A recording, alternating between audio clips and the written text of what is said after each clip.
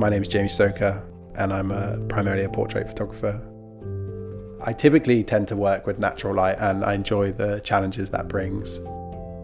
I sometimes call it curating reality, so I like to be looking for what's the best version of the room I'm shooting in. For kind of 2 or 3 months of the year, I'm shooting backstage at the major fashion weeks. And then when I'm back in London, that work tends to lead mostly to portrait commissions, shooting fashion designers, artists, people at work within the creative sector. When I first started shooting, especially in a more documentary style of portraiture, at the time I was using mostly like a 35mm lens. And then over the years, I started moving more to a 50mm because it enables me to curate a bit my subject and the environment we're shooting in.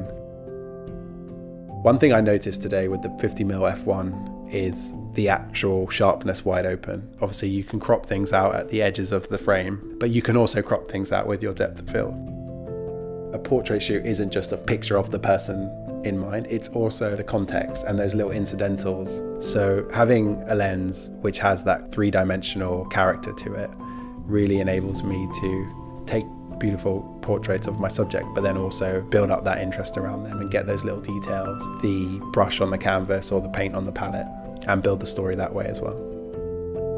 The kit I bring varies shoot to shoot, but on a portrait shoot which is relatively low-key, I personally really like to just commit to one lens, and then that really enables me to not be worrying about different lens choices or different zooms and start looking for what are the interesting kind of points of view.